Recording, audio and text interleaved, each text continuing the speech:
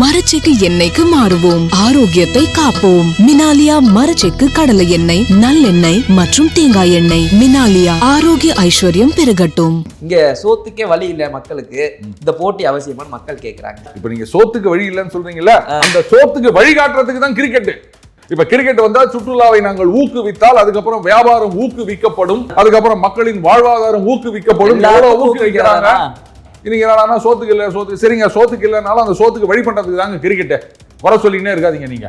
அதுல 4 பெண்கள் அணியில மேயர் பிரியா அவங்க ஒரு அணியில தலைமை ஏற்று நடத்த இருக்காங்க.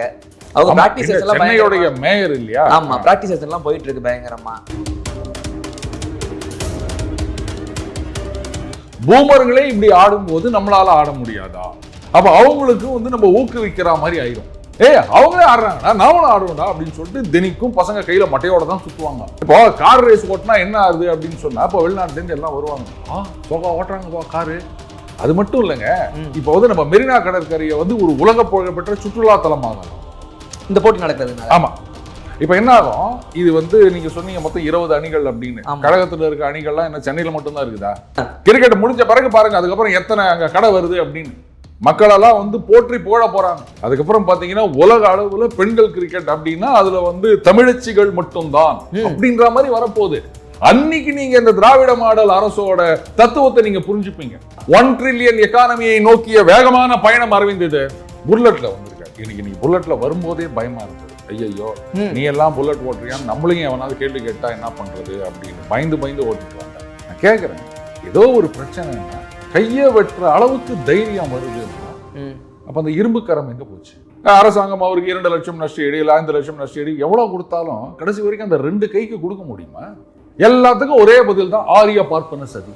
நாங்கள் சமூக நீதியை நிலைநாட்டி விட்டோம், பட்டியலின மக்களின் உரிமையை நாங்கள் பாதுகாத்து விட்டோம் அப்படின்னு இன்னி வரைக்கும் திமுக முதலமைச்சர்ல இருந்து கழக நிர்வாகி வரைக்கும் யாருமே கிளைம் பண்ணிக்கலையே.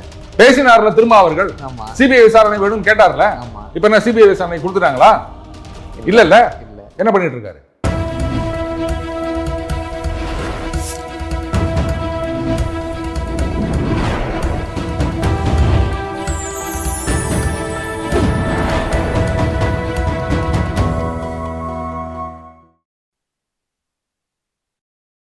சேனல் 5 தமிழ் நேயர்களுக்கு வணக்கம். இந்த நேர்காணலில் நம்மோடு இணைந்திருப்பவர் த டெய்லி பஞ்ச் அருண் அவர்கள். வாருங்கள், அவரோடு பேசுவோம். சார் வணக்கம். சார் வணக்கம் அரவிந்த். சார், கிரிக்கெட் பார்க்குற பழக்கம்லாம் இருக்கா? கிரிக்கெட்டை பத்தி நிறைய பேசுவோம், ஆனா கிரிக்கெட் பார்க்கறதும் கிடையாது, ரொம்ப பார்க்கறது கிடையாது, கிரிக்கெட் விளையாடுனதே கிடையாது. இது வேற பேசலாம், என்னையாப்பா பாட்டுக்கு பேசலாம். ஐபிஎல் ஆரம்பிக்க போகுது ஏப்ரல் மேல. அதை விட ஒரு பெரிய கிரிக்கெட் போட்டி இப்ப முதல்வர் பிறந்த நாளையொட்டி ஐபிஎல்லோட பெரிய கிரிக்கெட். ஆமா, அந்த அளவு ப்ரமோஷன் ஒர்க்லாம் போயிட்டு இருக்குல்ல, பாத்தீங்களா? பார்க்கலையா நீங்க?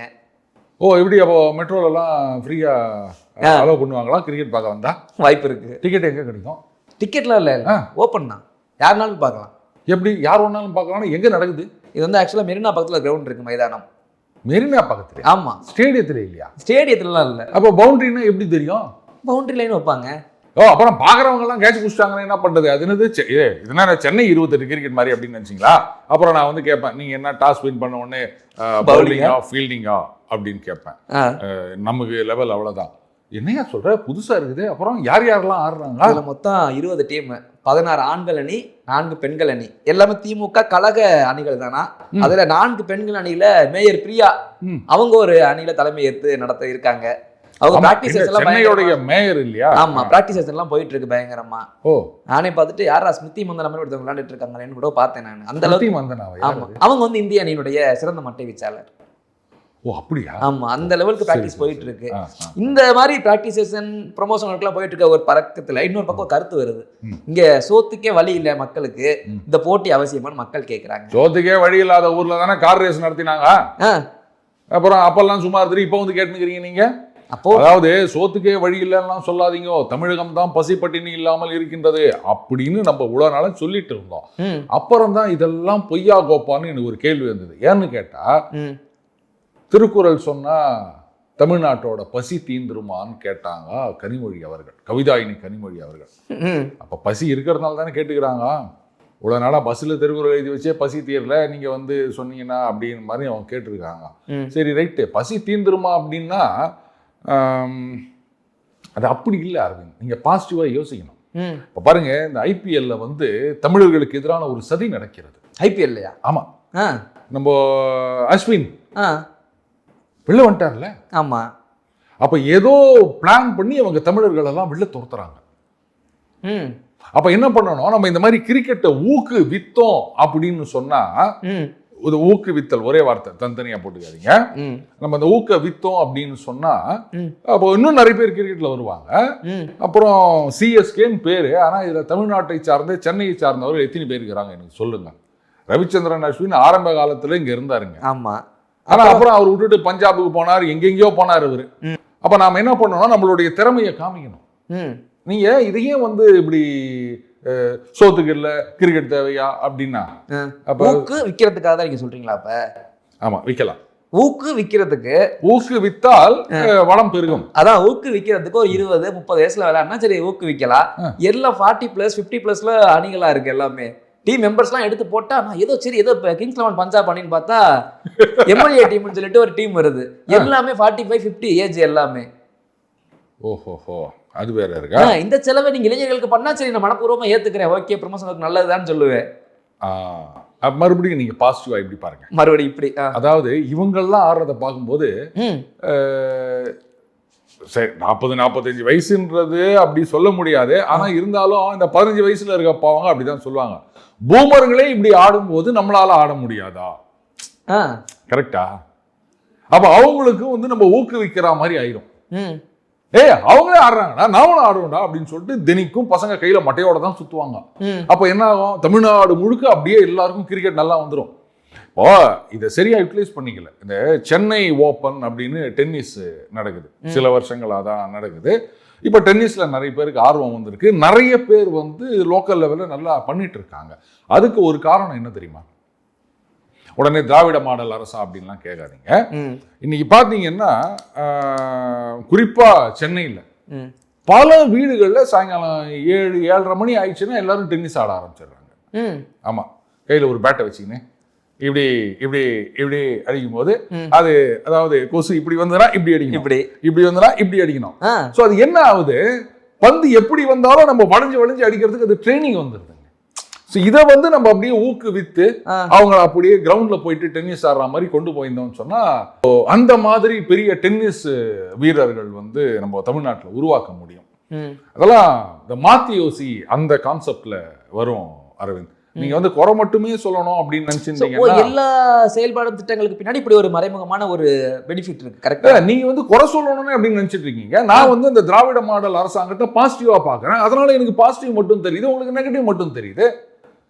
இப்போ கார் ரேஸ் ஓட்டினா என்ன ஆகுது அப்படின்னு சொன்னா, இப்போ வெளிநாட்டுல இருந்து எல்லாம் வருவாங்க, சோகா ஓட்டுறாங்கப்பா காரு, ரோட்லயே இவங்க கார் ஓட்டுறாங்கன்னு சொன்னா அப்ப அந்த ஊர் ரோடு எப்படி இருக்கும்? நம்ம வடிவேல் சொல்ற மாதிரி அங்கனக்குள்ள அப்படியே சோத்தை போட்டு அதுல அப்படியே பள்ளத்தை வெட்டி அதுல சாம்பாரை ஊத்தி குழம்பு ஊத்தி அப்படியே கட்டலாம் அப்படின்னு வரல.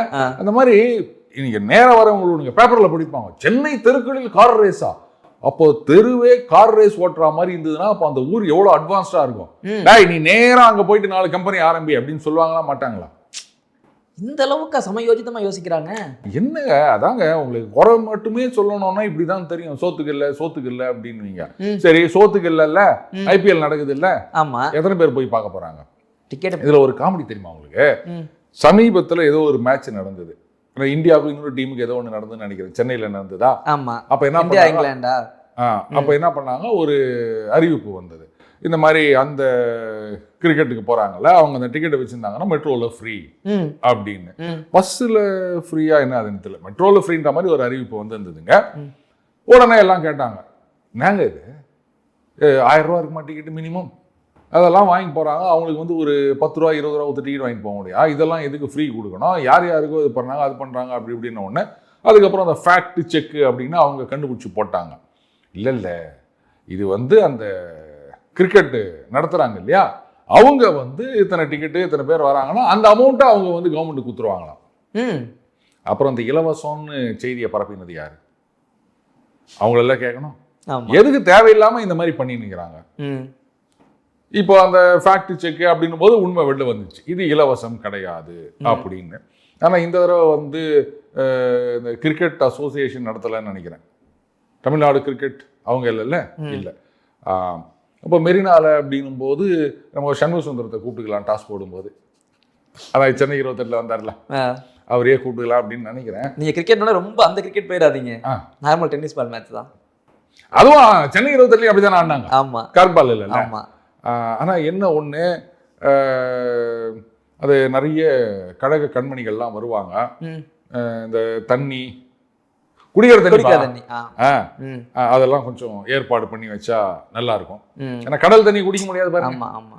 அது மட்டும் இல்லைங்க, இப்போ வந்து நம்ம மெரினா கடற்கரையை வந்து ஒரு உலக புகழ்பெற்ற சுற்றுலா தலமாகலாம் இந்த போட்டி நடக்கிறதுனால. ஆமா, இப்ப என்ன ஆகும், இது வந்து நீங்க சொன்னீங்க மொத்தம் 20 அணிகள் அப்படின்னு. கழகத்துல இருக்க அணிகள்லாம் என்ன சென்னையில மட்டும்தான் இருக்குதா?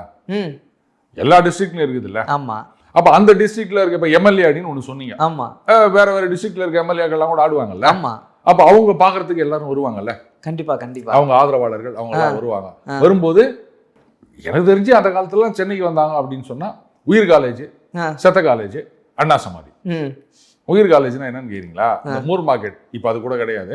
இந்த சென்னை சென்ட்ரல் ஸ்டேஷன் பக்கத்துல ஒரு மிருக காட்சி சாலை, வண்டலூர் போயிடுச்சுல, அது இருந்தது, அங்கதான் இருந்தது. அது எம்ஜிஆர் கொடுத்த சிங்கம் கூட இருந்ததுங்க.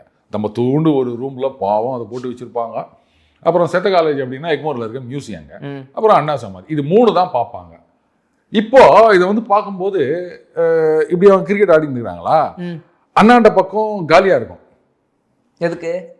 அதாவது இவங்க கிரவுண்ட்ல ஆடுறாங்கன்னு சொல்லும் போது அந்த பக்கம் கடல், இந்த பக்கம் மக்கள் கடல். ஓ, அந்த பக்கம் யாரும் போக கூடாது. இந்த பக்கத்தை பார்க்கும்போது இவங்க கிரிக்கெட் பார்ப்பாங்க, கடலை பார்ப்பாங்க. ஊர்ல போய் சொல்லுவாங்க, சென்னையில பெரிய கடல் இருக்குது, அது வந்து உலகத்திலேயே 2வது பெரிய கடற்கரைன்னு சொல்றாங்க. யாரு சொன்னாங்க அது யாருக்கும் தெரியாது, யாரோ சொல்லி நிக்கிறாங்க. அதாவது ஸ்காட்லாந்து யார்டுக்கு இணையானது தமிழக போலீஸ்னு ஒருத்தர் சொல்லுவாங்க தெரியுமா? இதை யார் ஆரம்பிச்சு விட்டதுன்னு எனக்கு தெரியல. அதே மாதிரி உலகத்திலேயே 2வது பெரிய கடற்கரை மெரினா கடற்கரைன்னு சொல்லி நிக்கிறாங்க. இதையும் யார் ஆரம்பிச்சதுன்னு தெரியல. இதை யாராவது ஃபேக்ட் செக் பண்ணாங்கன்னா நல்லா இருக்கும். அதுக்கப்புறம் என்ன ஆகும், இவங்க போய் எங்க பீச்சாங்கரையில போவாங்க. போயிட்டு அந்த தண்ணி சொன்ன இல்லையா, அந்த கடல் தண்ணி பிடிச்சிட்டு போவாங்க. இது பாருங்க மெரினா பீச்ல இருந்து எடுத்துன்னு வந்தது அப்படின்னு. அதோட இன்னும் நிறைய பேர் பார்க்க வருவாங்க. பீச்சாங்கரையா போயிட்டு வரலாம் அப்படின்னு. அப்போ அந்த சுற்றுலாவை ஊக்குவிக்க வேண்டும். அரவிந்த், என்ன நீங்க இது மாதிரி எல்லாம் பேசுறீங்க? இதெல்லாம் ஒரு தொழில் இல்லையா?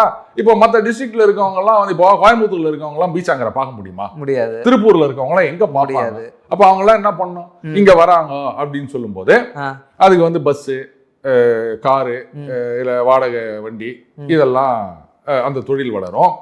அப்புறம் இங்க வந்தாங்கன்னா இங்க வந்து அந்த மீன் கடை, முட்டை கடை, சுண்டல் கடை, பஜ்ஜி கடை, இந்த மாதிரி கடைகள் நிறைய வரும். வருமான வாய்ப்பு, அவங்களுக்கு ஒரு வாழ்வாதாரம் பெருகுது இல்லையா? இது எல்லாத்துக்கும் தான் கிரிக்கெட் மேட்ச் நடக்குது. ஆமா, நீ அதாவது இந்த ஸ்பின் ஆஃப் பெனிஃபிட்ஸ்னு சொல்லுவாங்க. ஒரு ஏர்போர்ட் ஒன்று கட்டுறாங்கன்னா, என்ன சார் ஏர்போர்ட் கட்டுறாங்க, எத்தனை பேர் ஏரோப்ளேன்ல போறாங்க அப்படின்லாம் கிறுக்குத்தனமா கேள்வி கேட்கக்கூடாது. ஏர்போர்ட் இப்ப பரந்தூர்ல வருது அப்படின்னு சொன்னா அங்க போயிட்டு வரதுக்கு கார் வேணுமா? ஆமா. ஏன்னா சிட்டில இருந்து தூரத்துல இருக்குது அது. நீங்க வந்து இந்த மீனம்பாக்கம் ஏர்போர்ட்ல ஒரு ஃபிளைட்ல வந்து இறங்கி அங்க சேஞ்ச் ஓவர் ஆனோம்னா கூட நீங்க டாக்ஸி பிடிச்சி தான் போனோம். அப்ப எத்தனை டாக்ஸி ஓட்டுறவங்களுக்கு வேலை கிடைக்குது? சரி, டாக்ஸி ஓட்டுறவங்க அங்க போய் சும்மா இருப்பாங்களா? அங்க இறங்கி விட்டுட்டு ஒரு டீ சாப்பிடுவோம்ப்பா அப்படின்னா பக்கத்துல டீ கடைகள் வேணுமா? ஒரே ஒரு கடை இருந்தா போதாது, போற வழி நெடுக்க நிறைய கடைகள் வரும். அப்புறம் டீ மட்டும் சாப்பிடுவாங்களா? ஒரு மிளகா பஜ்ஜி போடு, ஒரு சமோசா சாப்பிடு அப்படின்வாங்க. அந்த கடையெல்லாம் பக்கத்துல வரும். அதுக்கப்புறம் என்ன பண்ணுவாங்க, ஏர்லி மார்னிங் ஃபிளைட்டு சில பேருக்கு இருக்கலாம், சில பேருக்கு வந்து மிட் நைட் வந்து இறங்குற மாதிரி இருக்கலாம். அவங்களாம் என்ன பண்றது, ரைட்டு அங்க ஒரு ஹோட்டலை கட்டுங்க, நீங்க இங்க வந்து தங்கிட்டு அப்படியே ஃபிளைட்டுக்கு போகலாம் அப்படின்னாங்க. அப்போ ஹோட்டல் வரும். ஹோட்டல்லாம் வந்ததுன்னா என்ன ஆகும்? இப்போ இங்க சொல்ல வர கருத்து என்ன, எது ஆரம்பிச்சாலும் பின்னாடி ஒரு சார், அதாவது கிரிக்கெட் போட்டி ஏச ஆரம்பிக்கிறாங்களே, மக்கள் சோத்துக்கு வழி இல்லைன்னா நீங்க இங்க ஆரம்பிச்சு பரந்தூர் போயிட்டீங்க. அதுதான் தம்பி, இப்ப நீங்க சோத்துக்கு வழி இல்லைன்னு சொல்றீங்கல்ல, அந்த சோத்துக்கு வழிகாட்டுறதுக்கு தான் கிரிக்கெட். இப்ப கிரிக்கெட் வந்தா சுற்றுலாவை நாங்கள் ஊக்குவித்தால் அதுக்கப்புறம் வியாபாரம் ஊக்குவிக்கப்படும், அதுக்கப்புறம் மக்களின் வாழ்வாதாரம் ஊக்குவிக்கப்படும். ஊக்குவிக்கிறாங்க. இன்னைக்கு என்னன்னா சோத்துக்கு இல்ல, சோத்துக்கு சரிங்க, சோத்துக்கு இல்லைனாலும் அந்த சோத்துக்கு வழி பண்றதுக்கு தாங்க கிரிக்கெட். குறை சொல்லினே இருக்காதீங்க நீங்க. இப்ப இவ்வளோ தொழில் பெருகுது, வாழ்வாதாரம் பெருகுதுன்னு சொல்றேன்ல, இதை விட வேற என்ன வேணும் உங்களுக்கு? எனக்கு நம்பிக்கை வர மாட்டேங்குது. இதெல்லாம் பார்த்தா கூட வரும். கிரிக்கெட் முடிஞ்ச பிறகு பாருங்க, அதுக்கப்புறம் எத்தனை அங்க கடை வருது அப்படின்னு மக்கள் எல்லாம் வந்து போற்றி புகழ போறாங்க. நீங்க இனிமே வந்து மாசுக்கு 2 டோர்னமெண்ட், மாசுக்கு 2 வராதா, சரி அட்லீஸ்ட் வருஷத்துக்கு 2 டோர்னமெண்ட் நடத்துங்க, அப்போ எங்க வியாபாரம் அதிகமாகும் அப்படின்னு கேட்க போறாங்களா இல்லையா பாருங்க. வாய்ப்பு இருக்கா? இப்ப இந்த டோர்னமெண்ட் நடக்கும் போதே வந்து எத்தனை கடை போட போறாங்க புதுசா? ஏன்னா நிறைய பேர் வருவாங்கல்ல, அப்போ அவங்க மக்களுடைய சோத்துக்கு ஒரு வழி காமிக்கிறாங்கல்ல. இதெல்லாம் நீங்க எடுத்துக்க மாட்டீங்க, குறை சொல்லிக்கினே இருப்பீங்க. அதுல நான் குறை சொல்லிட்டேன். இதுல பெண்கள் அணின்னு 4 அணிகள் கொடுத்துருக்காங்களா? சரி, பெண்களுக்கு சம உரிமை கொடுக்குறாங்களோ? அது என்ன 25%? 4ன்னா 25% தானே வருது. ஆமா, நான் கணக்குல வீக்கி நானே கரெக்டா சொல்லிட்டேன். சரிங்க, இப்போ நீங்க ஏதோ ஒரு கிரிக்கெட்டர் பேர் சொன்னீங்க, பெண் கிரிக்கெட்டர் ஸ்மிருதி மந்தனா. பாத்தீங்களா, எத்தனை பேருக்கு அது தெரியும்? கிரிக்கெட் பார்க்குற எல்லாருக்கும் தெரியும். உனக்கு தெரியுமா? சும்மா அவனுக்காகலாம் தலையாட்டக்கூடாது. சரி விடுங்க, அவங்க ஏதோ ஆடுல வந்திருக்காங்கன்னு நினைக்கிறேன், அதனால எல்லாருக்கும் தெரியுது. எனக்கு தெரியாதுங்க. சரி போதுமா? ஆனா எனக்கே தெரியல அப்படின்லாம் நான் சொல்ல மாட்டேன். எனக்கு தெரியல, நான் வந்து எம்பி எல்லாம் கிடையாது. எனக்கே அந்த கே அது வராது எனக்கு. கரெக்டு. அது இன்னும் தெரியல, ஆண்கள் கிரிக்கெட்டுக்கு இருக்கிற ஒரு டிஆர்பி ஆடு ரெவென்யூன்றது பெண்கள் கிரிக்கெட்டுக்கு கிடையாது. எந்த டிஆர்பி சொல்றீங்க? அது சீரியலுக்கெல்லாம் ஒரு டிஆர்பி சொல்லுவாங்க. அதான் பெண்கள் கிரிக்கெட்டுக்கு அந்த அளவுக்கு ஒரு வரவேற்போ இல்ல ஒரு அட்வர்டைஸ்மெண்ட்டோ கிடையாது. அதை ஒத்துக்கிறீங்களா? ஒத்துக்கிறேன். ஸோ அதனால 25% இப்ப கொடுத்துருக்காங்க. அப்ப என்ன ஆகும், பெண்களும் கிரிக்கெட்ல வரணும் அப்படின்னு நினைப்பாங்க. அப்ப தமிழகத்துல வந்து நம்ம வந்து ஆண்கள் கிரிக்கெட் பெண்கள் கிரிக்கெட் அப்படின்னு பர்மனண்டா 2 இது பண்ணலாம். இப்போ சேப்பாக் சிதம்பரம் ஸ்டேடியம் இருக்கு இல்லையா, அதே மாதிரி ஒரு பெண் தலைவர் பேர்ல இன்னொரு பெண்கள் ஸ்டேடியம் உருவாக்கலாம். ஒரு ஸ்டேடியம் கட்டுறது அப்படின்னு சொன்னா அதுக்கு எத்தனை பேர் லேபர் வேணும் சார்? அதெல்லாம் சார் அங்கே வேலை எப்படி கொண்டு வரீங்க? அடுத்து இல்ல ஆனா அதெல்லாம் வந்து நார்த்ல இருந்து தான் வருவாங்க, அதனால அது சொல்ல முடியாது. யோசிச்சு பாருங்களேன், இந்த மாதிரி நிறைய விஷயங்கள் புதுசு புதுசா வரப்போகுது அரவிந்த். அதுக்கப்புறம் பாத்தீங்கன்னா உலக அளவுல பெண்கள் கிரிக்கெட் அப்படின்னா அதுல வந்து தமிழச்சிகள் மட்டும்தான் அப்படின்ற மாதிரி வரப்போகுது. அன்னைக்கு நீங்க இந்த திராவிட மாடல் அரசோட தத்துவத்தை நீங்க புரிஞ்சுப்பீங்க. இன்னும் ஒரு 10 வருஷத்துல உலக கிரிக்கெட், அது மட்டும் இல்ல, மிஞ்சி மிஞ்சி போனா ஒரு டீம்ல 11 பேர் தானே போட முடியும். ஆமா, ஆனா இங்க வந்து ஆயிரக்கணக்கில் வர போறாங்க தமிழ்நாட்டுல. ஆமா, அப்ப என்ன ஆகும், மத்த ஸ்டேட்ல எல்லாம் வந்து நீங்க வாங்க. பிரான்ஸ்ல ஒரு கிரிக்கெட் டீம், இது கிரிக்கெட் டீம்ல ஃபுட்பால் டீம் இருக்குது. ஸ்பெயின்ல ஒரு ஃபுட்பால் டீம் இருக்கு. அதுல அவங்க சொல்றாங்க பேரு தான் ஸ்பெயினோட ரியல் மேட்ரிட்னு நினைக்கிறேன், பேர் தான் ஸ்பானிஷ் டீமு. ஆனால் ஸ்பானிஷ்காரங்க எத்தனை பேர் யாருக்கா அதில் அப்படின்றாங்க. எல்லாம் வெளிநாட்டுலேருந்து இறக்குமதி பண்ண பிளேயர்ஸ் அப்படின்னு நொந்து போய் நிற்கிறாங்க அவங்க. அந்த மாதிரி இப்போ நம்ம சிஎஸ்கே ஐபிஎல் கிரிக்கெட்டாலே அப்படிதான் ஆகிப்போச்சு. பேரு சிஎஸ்கே, ஆனால் எல்லாம் வடகிலேருந்து வருவாங்க அப்படின்னு. ஸோ அந்த மாதிரி இப்போ பெண்கள் டீம் இதை பார்த்த உடனே மற்ற ஸ்டேட்லாம் யோசிப்பாங்க, நாமளும் வந்து பெண்கள் கிரிக்கெட்டுக்கு ஒரு ஊக்குவிக்க வேண்டும் அப்படின்னும் போது, அப்போ நல்ல பிளேயர்ஸ் அப்படின்னும் போது இப்போ நம்ம தமிழகத்திலிருந்து போற வீராங்கனைகள் அவங்களுக்கு வந்து எல்லா ஸ்டேட்லயும் வாய்ப்பு கிடைக்கும், அவங்களே ஊக்குவிப்பாங்க. ஆமா, அதுக்கப்புறம் என்ன ஆகும், வேர்ல்டு லெவல்ல கிரிக்கெட் இருக்கு இல்லையா, இப்ப இந்த ஐபிஎல்ல இங்க வரவங்க அங்க போறாங்க, அங்க வரவங்க இங்க வராங்கல்ல, அந்த மாதிரி ஆஸ்திரேலியா டீம்ல இருந்து நம்ம ஸ்டேட்ல இருந்து கூப்பிடுவாங்க. என்ன ஸ்மிருதி மந்தனா, மித்தாலி ராஜ், வாமா காமாட்சி, மீனாட்சி, இங்க நம்ம மாநிலத்துல இருந்து எல்லாரும் போவாங்க. அப்ப என்ன ஆகும், ஃபாரின் ரெமிட்டன்ஸ், ஃபாரின் எக்ஸ்சேஞ்ச் வரும். அவங்களோட வந்து என்ன, அவங்களுக்கு வந்து ஒரு $1 மில்லியன் கான்ட்ராக்ட் போடுறோம் அப்படின்னு சொன்னா அவங்க என்ன $1 மில்லியன் அங்கேயே வச்சு போறாங்க, வீட்டுக்கு தானே அனுப்ப போறாங்க. 1 ட்ரில்லியன் எக்கானமியை நோக்கிய வேகமான பயணம் அரவிந்த் இது. அது இதுலயும் வருதா? ஆமா, 1 ட்ரில்லியன் இதையும் சேர்த்துக்காங்க. இங்கே ஒரு 100 பேர் போறாங்கன்னு வச்சுக்கோங்களேன், 100 மில்லியன். சரி, 1000 பேர் போனாங்கன்னா 1 பில்லியன். இப்படி சிறுக சிறுக சேர்த்து தான் நம்ம 1 ட்ரில்லியன் ஆக முடியும். எவ்வளவு பெரிய பிளான் இது. நீங்க என்னடானா போற போகல சோத்துக்கல கிரிக்கெட் வேணுமான்னு கேக்குறீங்க, நியாயமா அரவிந்த்? தெரியாம கேட்டுட்டேன் சார்.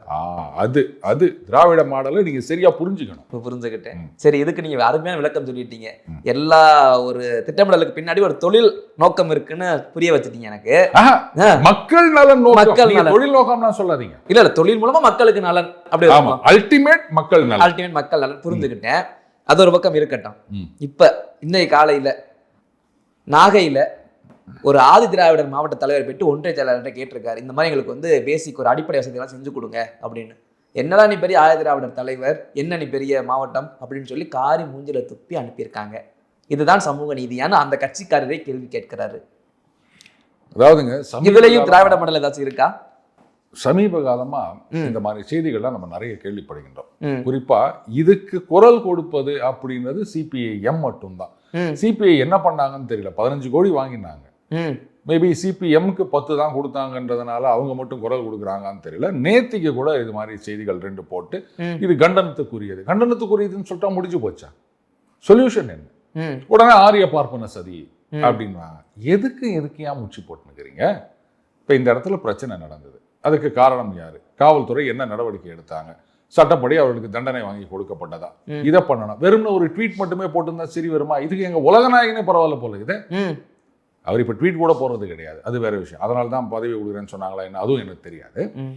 இது பா ரஞ்சித் அவர்கள் ஒரு ட்வீட் போட்டிருக்காரு. இந்த மாதிரி இந்த மக்களுடைய நிலைமை என்ன இருக்குன்றதை பற்றி நாங்கள் கொடுக்குற ஒரு ரிப்போர்ட்டு, நீங்களே வந்து இது மாதிரி சமூக நீதி நிலைநாட்டுப்பட்டு விட்டது அப்படி இப்படின்னு சொல்கிறீங்களா அப்படின்லாம் ஏதோ கேட்டிருக்காருங்க. நேத்தைக்கு வந்து தந்தி டிவியில் ஒரு இது ட்வீட் ஒன்று பார்த்தேன். அதில் வந்து ஒரு பட்டியலினத்தை சார்ந்த ஒரு இளைஞர், காலேஜ் படிக்கிறார் போல இருக்கு, புல்லட்டில் வந்திருக்காரு. இன்னைக்கு நீ புல்லட்டில் வரும்போதே பயமாக இருந்தது. ஐயையோ நீ எல்லாம் புல்லட் ஓட்டுறியான்னு நம்மளையும் எவனாவது கேள்வி கேட்டால் என்ன பண்ணுறது அப்படின்னு பயந்து ஓட்டிட்டு வந்தேன். வந்து கையை 2 வெட்டி போட்டாங்களா, நீ எல்லாம் புல்லட் ஓட்டுறியா அப்படின்னு. அதுக்கப்புறம் காவல்துறையில் என்ன விசாரணைகள்லாம் நடத்தி விளக்கம் கொடுத்துக்கிறாங்க. இந்த மாதிரி வந்து அதுக்காக இல்லை, ஏதோ பட்டப்பெயர் சொல்லி அழைத்தார், ஏதோ வேறு காரணங்கள், அதனால தான் கை வெட்டப்பட்டது அப்படின்னா நான் கேட்குறேன், என்ன வேணா காரணம் இருக்கட்டுங்க. இப்போ இவங்க சொல்ற மாதிரி நீ எல்லாம் புல்லட் ஓட்டுறியா அப்படின்றத கூட வேணாம், விட்டுருங்க. நான் கேட்குறேன், ஏதோ ஒரு பிரச்சனைன்னா கையை வெட்டுற அளவுக்கு தைரியம் வருதுன்னா அப்போ அந்த இரும்பு கரம் எங்கே போச்சு? அதுவும் 2 கையை. என்னங்க சின்ன பையங்க, 2 கையும் இல்லாமல் அவன் ஃபியூச்சர் என்னங்க ஆகும்? அரசாங்கம் அவருக்கு 2 லட்சம் நஷ்டஈடு, 5 லட்சம் நஷ்டஈடு எவ்வளோ கொடுத்தாலும் கடைசி வரைக்கும் அந்த 2 கைக்கு கொடுக்க முடியுமா? இதில் பார்த்தீங்கன்னா ரவிக்குமார் ஒரு ட்வீட் போட்டிருக்காரு. உத்தரப்பிரதேசத்தை விட தமிழகத்தில் அந்த பழங்குடி மக்களுடைய கல்வித்தரம் இறங்கினதுக்கு காரணம் என்னன்னு கேட்டிருக்காரு. நீங்கள் என்ன சொல்கிறீங்க? உத்தரப்பிரதேசம் வந்து இங்கே அடக்குமுறைகளுக்கு அதிகமான மாநிலம், அதுவாகும் இதுவாகும் சொல்கிறீங்க, அங்கே அது முன்னேறி போய் நிற்குது, நீ ஏன் பின்னேறி போய் நிற்கிறீங்கன்னு கேட்குறாரு ரவிக்குமார் அவர்கள். இதுக்கு என்ன பதில் சொல்லுவீங்க? எல்லாத்துக்கும் ஒரே பதில் தான், ஆரிய பார்ப்பன சதி. அப்போ திராவிட மாடலால் இதெல்லாம் எதிர்க்க முடியவில்லையா, இல்லை இதையெல்லாம் தடுக்க முடியவில்லையா? என்ன காரணம்? இல்லை இந்த சம்பவத்துக்கும் ஆரிய பார்ப்பன சதி தான் காரணமா? எனக்கு தெரியாது, அப்படிதான் சொல்லுவாங்க சில பேர். எல்லாத்துக்கும் வந்து நீங்க ஒரே கர்ணா சொல்ற மாதிரில சார் இருக்கு. ஏதோ ஒரு ஊர்ல பரவாட காணாம கூட என்னைய வந்து பிடிச்சுக்கிறாங்கன்ற மாதிரி எதுக்கு எடுத்தாலும் ஆரிய பார்ப்பனும் அப்ப எதுக்குன்னா லோடு பாண்டி அந்த கதையா தானே இருக்குது. அதாவதுங்க உண்மையான காரணம் என்ன அப்படின்றது திசை திருப்புற விவகாரங்கள். அதாவது இன்னைக்கு பா ரஞ்சித் அவர்களாகட்டும், இல்ல வந்து மாரி செல்வராஜ், அதுக்கப்புறம் இவங்கெல்லாம் படங்கள் பார்க்கும்போது சில பேர் குறை சொல்றாங்க. பட் நான் வந்து அதுல இன்னொரு முக்கியமான விஷயத்த பார்க்குறேன். இதுக்கு முன்னாடிலாம் வந்து நீங்க ஜாதி கொடுமைகள், தீண்டாமை அப்படின்னு வரும்போது நிச்சயமா அங்க ஒரு ஆரிய பார்ப்பன கேரக்டர் ஒருத்தர் இருப்பாரு. அவர் வந்து நீலாம் என்ன தொடாதே அப்படின்வாரு. நம்ம அந்த வேதம் புதிதுலேருந்து இவங்களுக்கு கேள்வி வேதம் புதிது அந்த காலத்திலலாம் பார்த்தீங்கன்னா இவங்களுக்கு கேள்வி கேட்கறதுனா உடனே இவங்களுக்கு ஆரிய பார்ப்பனர் இதுதான். ஆனால் இவங்களுடைய படங்கள் எடுத்துக்கங்க, அசுரன் ஆகட்டும், இல்லை வாழை ஆகட்டும், இல்லை இந்த மாதிரி இவங்க எடுத்த படங்கள் எல்லாம் பார்த்தீங்கன்னா ஈவன் மாமன்னன் கூட எடுத்துக்காங்க. அது ரெட் ஜெயிண்ட் தானே அவங்க இது பண்ணாங்க. ஆமாம் அதில் கூட பார்த்தீங்கன்னா உண்மையாக இந்த அடக்குமுறைகள் எப்படி நடக்கின்றன, யார் காரணம் அப்படின்றத வெளிச்சம் போட்டு காமிக்கிறாங்க. அந்த மாமன்னன் படத்தில் உதயநிதி ஸ்டாலின் அவர்கள் வந்து பன்னி குட்டி வளர்ப்பார். பார்த்துருக்கீங்களா? ஏன் எத்தனையோ வளர்க்கலாம், ஆத்தா ஆடு வளர்த்தா, கோழி வளர்த்தா அப்படின்ற மாதிரி. கிராமப்புறங்கள் அப்படின்னு சொன்னா நமக்கு ஆடு வளர்ப்பாங்க, கோழி வளர்ப்பாங்க. ஏன் பன்னி வளர்க்குறாருன்னு உங்களுக்கு தெரியுமா? அருமையான குறியீடு. ஆனா அதை பத்தி யாரும் பேசலன்றதுதான் எனக்கு பெரிய வருத்தம். ஏதோ ஒரே ஒரு பேட்டியில மட்டும் நான் சொல்லியிருந்தேன். ஆடு வளர்க்குறீங்க அப்படின்னு சொன்னா நீங்க சாமிக்கு நேர்ந்து விட்டு வளர்க்கலாம், ஆட்டு பாலுக்காக வளர்க்கலாம், இல்ல அது ஆடு குட்டி போடும் அப்படின்னு வளர்க்கலாம். சில பேர் வந்து ஆட்டு மேல பாசத்தினால அதை வெட்டாம கடைசி வரைக்கும் வளர்ப்பாங்க. அதே மாதிரிதான் மாடு பாலுக்கு வளர்க்கலாம், அந்த வயல் வேலை செய்யறதுக்கு எருது அதை வளர்க்கலாம். அது மாதிரிதான் கோழியும் முட்டைக்காக, அல்டிமேட்லி கறி, ஆனா அதுல முட்டையும் வருகின்றது, கோழி குஞ்சு போடும் இந்த மாதிரி. ஆனா அது அந்த கோழியை பிரியமா நம்ம இது பண்ணி வச்சுக்கிறோம். கறிக்காக மட்டுமே வளர்க்கப்படும் ஒரு உயிரினம் அப்படின்னு சொன்னா அது பன்றிகள் தான். ஒத்துக்கிறீங்களா? ஏன்னா பன்றி பால் யாரும் இது பண்ண போறது கிடையாது. பன்னி குட்டி போட்டா அதை வளர்த்து பெருசாக்கி அதை இது பண்ணணும். அடிச்சு சாப்பிட்றதுக்காக தான் பன்னியை வளர்க்கறது. அந்த மாதிரி தான் நீங்க வந்து மக்களை அடக்கி ஒடுக்கி ஓட்டு போடுற மெஷினா வச்சுக்கிறீங்க அப்படின்ற குறியீடு தான் அங்க பன்றி வளர்க்கறது. சரி, அந்த அந்த பன்னி எல்லாம் செத்து போயிடும் பாத்தீங்களா, ஆமா, நாயை விட்டு கடிக்க விடுவாங்க. இது அந்த கலவரங்கள்ல இந்த மாதிரி பாதிக்கப்படுவது மக்கள் அப்படின்றத குறியீடா அவர் காமிச்சிருக்காரு. அப்போ இந்த மாதிரி ஒரு பெரிய மாற்றம் நடந்து வருகின்றது திரையுலகத்துல. ஸோ அந்த விஷயத்துல நான் இவங்களுடைய படங்களை பெரிதா வரவேற்கிறேன். உண்மை என்னன்றதை அவங்க படத்து மூலமா சரியா காமிச்சிடுறாங்க. அந்த படத்துல நடக்கிறத காமிக்கணும், இல்ல நடக்கிறத இல்லையா? ஆனால் இது வெறும் சினிமா மட்டுமே எடுத்துட்டு இருந்தா போதுமா? அதுதான் கேக்குறேன். நடைமுறையில என்ன பண்றீங்க? நாங்க சமூக நீதி 1920 நீதி கட்சி 100 வருஷம் ஆகி போச்சு, நாங்க தான் கம்யூனல் ஜீவோ கொண்டு வந்தோம், நிலைநாட்டினோம், எல்லாரையும் படிக்க வச்சோம் அப்படின்னு சொன்னா இதுக்கு பேர் தான் சமூக நீதியா? இதுக்கு என்ன பதில் சொல்ல போறீங்க? இதுல இந்த வழுதா ஊர்ல பட்டியலின மக்களை உள்ள விட மாட்டாங்க, அப்புறம் பேச்சுவார்த்தை நடத்தி காலையில நாங்க போயிடுறோம், அவங்க சாயங்காலம் வரணும் மத்தியானம் அப்படின்னாங்க. இதுவே ஒரு தீண்டாமை இல்லையா? நாங்க போகும்போது அவங்க வரக்கூடாதுன்னு சொல்றது தீண்டாமை தானே. ஆனா இது வருவாய்த்துறை அதிகாரிகள் முன்னிலையில் உட்காந்து பேசின்னு ஒப்பந்தம் பண்ணிட்டு வராங்க. இன்னைக்கு கோயில் நிறைய பூட்டிட்டு தானே வரேன். அதுக்கப்புறமா என்னாச்சு, ஒரு வழியா எல்லாம் பேச்சுவார்த்தை எல்லாம் முடிச்சு இப்போ அந்த பட்டியலின மக்கள் அந்த கோயிலுக்குள்ள போயிட்டாங்க அந்த கிராமத்துல.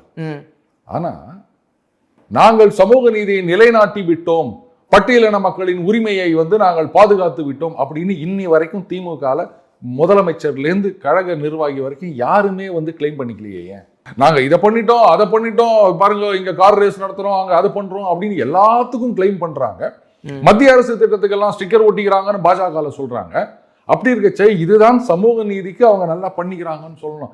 அதை வெளில சொல்லிக்கிறதுக்கு கூட தயங்குறாங்களே, என்ன காரணம்? எப்படி இதெல்லாம் சொன்னா மற்றவங்க ஓட்டு வராது அப்படின்றதுனால அப்ப இதுக்கு பேர் தான் சமூக நீதியா? நீங்க இவங்களை என்ன ஒன்னா சொல்லுங்க, ஆனா சமூக நீதியை நாங்கள் காப்பாற்றுகின்றோம் அப்படின்னு சொன்னா ஐ எம் சாரி, சமூக நீதிக்கு இதுக்கு சம்மந்தமே கிடையாது. திமுக நிர்வாகி ஒருத்தரே அந்த சேலம் பக்கத்து ஒரு சின்ன பையன் கோயிலுக்குள்ள போயிட்டான் அப்படின்னு சொல்லிட்டு என்ன கேவலமா பீப் பீப் பீப் பீப்னு பேசினாரு. என்ன பண்ணிட்டாங்க? வன்கொடுமை தடுப்பு சட்டத்தில் தூக்கி உள்ள போட்டிருக்க வேண்டாம்? ஏதாவது நடந்ததா தெரியுமா உங்களுக்கு? கட்சியிலிருந்து தற்காலிகமாக நீக்கப்பட்டார். அப்புறம் அவர் எப்ப சேர்ந்துனார்லாம் நமக்கு தெரியாது. அதனால தயவு செஞ்சு சமூக நீதின்னு மட்டும் அவங்க சொல்லிடாதீங்க. அவங்க அதை பண்ணாங்க இதை பண்ணாங்க எதை பண்ணாங்கன்னு ஒன்னா சொல்லுங்க, எதுக்கு ஒன்னா ஸ்டிக்கர் ஒட்டிக்காங்க. சமூக நீதியை நாங்கள் காப்பாற்றி விட்டோம்னு மட்டும் இந்த திராவிட மாடல் அரசு சொல்ல முடியாது. இதை நான் மட்டும் சொல்லல, கூட்டணியில் இருக்க விசிகா சொல்றாங்க இவ்வளவுலாம் நடந்துருக்குது, இதெல்லாம் யாரும் இது பண்றது கிடையாதுன்னு கேட்கறாங்க. மார்க்சிஸ்ட் சொல்றாங்க, நீலம் புரட்சி இயக்கம் அவர் சொல்றாரு, எல்லாரும் சொல்றாங்க இவ்வளோ கொடுமைகள் நடந்து கொண்டிருக்கின்றன அப்படின்னு. இதே வேங்கை வயல்ல வந்து என்ன பாதிக்கப்பட்டவர்கள் மேலேயே நீங்க வழக்கு போட்டீங்களா, சிபிஐ விசாரணை வேணும் அப்படி இப்படின்னாரு அண்ணன் திருமாவர்கள். இப்ப அதை பத்தி பேசுறாரு அவரு. இரும்பு கரம் எங்க சார் போச்சு? நான் நினைக்கிறேன் அந்த இரும்பு கரம் வந்து திருமா அவர்களை தட்டி கொடுத்ததுனால அவரு அடங்கிட்டாருன்னு நினைக்கிறேன். பேசினார்ல திருமா அவர்கள், சிபிஐ விசாரணை வேணும்னு கேட்டார்ல, இப்ப என்ன சிபிஐ விசாரணை கொடுத்துட்டாங்களா? இல்ல என்ன பண்ணிட்டு இருக்காரு? அவளை போய் சந்தித்து உதயநிதி ஸ்டாலின் அவர்களை சந்தித்து போட்டோ எடுத்து ரிலீஸ் பண்ணி இருக்கிறாரு, ஒரு சேர் கேப் விட்டு. ஆமா, சமூக நீதி அங்க உட்கார்ந்து பாத்தீங்களா? அதான். அப்ப இதுக்கு என்ன சொல்வீங்க? சமூக நீதி பத்தி தயவு செஞ்சு பேசுறாரு. நீங்க பேசாதீன்றீங்க. எனக்கு அந்த வார்த்தை மட்டும்தான் சார் 400 தடவை சொல்லிட்டேன். ஆனா அதுக்கு அர்த்தம் புரியாம உட்காந்துக்கிட்டு இருக்கேன் நானும். இதுதான் சமூக நீதி, இதுதான் அர்த்தம். அந்த நடுவில் ஒரு சேர் இருக்குல்ல, ஆமா, அதான் சமூக நீதி. என்கிட்ட கூகுள் பைபிள் போய் சொல்லிட்டான் போல, சமூக நீதினா வேற எல்லாரும் சமமா நடத்துறது. அதான் நைவு கேட்டா என்ன தெரியுமா சொல்வாரு? அப்படி இல்லைங்க, இப்படி கொஞ்சம் தாராளமா உட்காரணும், இல்ல நடுவில் வேற யாரோ வன்னியரசு அவர்கள் வரதா இருந்தது அவருக்காக அப்படி ஏதாவது ஒண்ணுக்கு சொல்லுவாங்க. அதுக்கும் சொல்வாரு. ஏன்னா ராஜகண்ணப்பன் அவர்கள் வீட்டுல போயிட்டு பிளாஸ்டிக் சேர் கொடுத்ததுக்கு இல்ல இது எனக்கு கன்வீனியன்ட் ஆகுது அதனால உட்காந்து அப்படின்னு சொன்னவர் தானே. அதனால இப்படிதான் சொல்லுவாங்க. எனக்கு இது உடனே இன்னொன்னு ஞாபகம் வருது. மாமன்னன் படத்துல நம்ம வடிவேலு அவர்கள் பாத்துறீங்களா? ஆமா. அதாவது அடிச்சா கூட இல்ல அப்படின்ட்டு அவரு அடங்கி போவாரு. அதுதான் எனக்கு ஞாபகம் வருது. பாத்தீங்களா, நடக்கிறது சினிமாவில் காமிக்கிறாங்க, ஆனா அதுக்கான தீர்வு நடக்குதா அப்படின்னு சொன்னா அவ்வளோ பொங்கி பேசின திருமா அவர்களே வந்து இரும்பு கரத்தின் முன் அடங்கி போய்விட்டார். அதுக்கப்புறம் எங்கெங்க தீர்வெல்லாம் பார்க்கறது? விடுங்க, இது வந்து புலமினே இருக்க வேண்டியதான் கடைசி வரைக்கும். இதுக்கு வந்து ஒரு தீர்வு இருக்கா மாதிரி எனக்கு தெரியல அரவிந்த். ஓகே சார், என்னுடைய பல்வேறு கேள்விகளுக்கு உங்கள் நேரத்தை ஒதுக்கி பதில் நம்பிக்கை ரொம்ப நன்றி. தொடர்ந்து பேசுவோம். நன்றி அரவிந்த்.